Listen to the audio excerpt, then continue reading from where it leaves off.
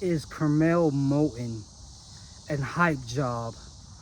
Now, I don't want to say Hypejob, but we just leave it out there.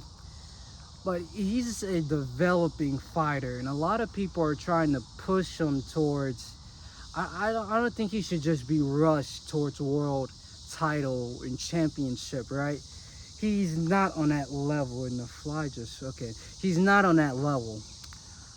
And watching Curmel Moton against that his last fight, it was Puerto Rican. It was his last fight, like Giovanni something. I watched that fight, right, and he's entertaining, he's exciting, but there's not like a lot of people are trying to compare him to Tank. I don't see him like setting up his opponents in any sort of way, or with well, I'd say Secure Stevenson.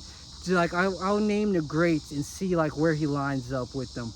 Well, like with Secure Stevenson, his defense, he kind of has his hands low and he doesn't really do much besides back out of range. And then like what would be another great that would, what's like, just let's say Matias, right? With the brutality, he doesn't have like that insane volume of punches either.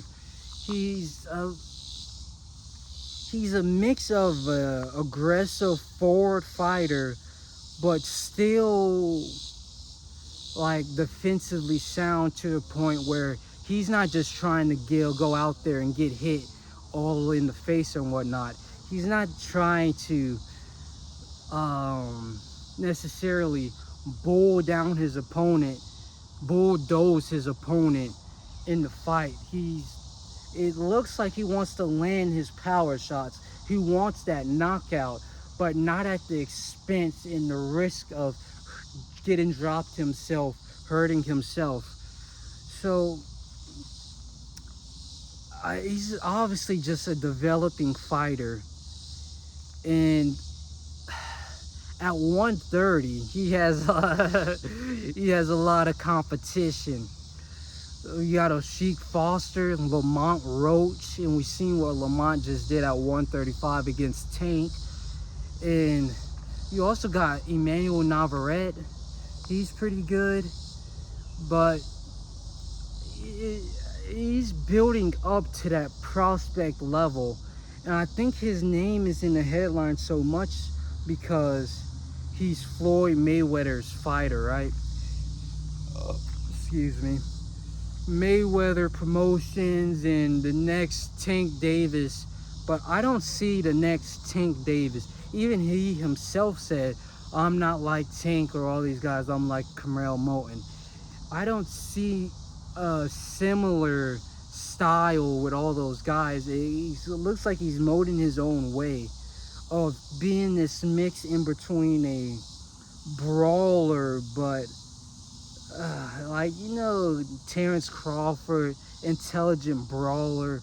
But the problem is here, he doesn't really use his hands, and he doesn't like, he drops his hands and he just moves his feet, and he kind of depends on his jumping out of range to be his defense in his how do you say it, lead with his counters by jumping in range, right?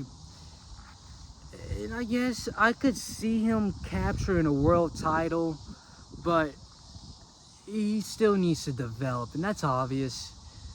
I don't think he's a hype job like a lot of people trying to I guess right now it's too late because Abdullah Mason's on world championship level, but journalists would ask him, how would you in a fight with Abdullah Mason look? And in my personal opinion, Abdullah Mason conquers Curmel Moton. Let's be honest. Let's be honest. Abdullah Mason, he first off, he uses his hands for defense, and then he controls his range extremely well, right? He controls that range and distance extremely well. Picks his shots, in my opinion, more intelligently than a Curmel Moton. You put him against a Floyd Schofield. I got Floyd Schofield just because of the size and power difference. But also, I feel like it's the defensive side that I'm getting at, right? Curmel Moton's defense isn't there, or isn't there yet to the level of Floyd Schofield, Abdullah Mason, Andy Cruz, all those other guys like building their names up, right? It's not to that level yet.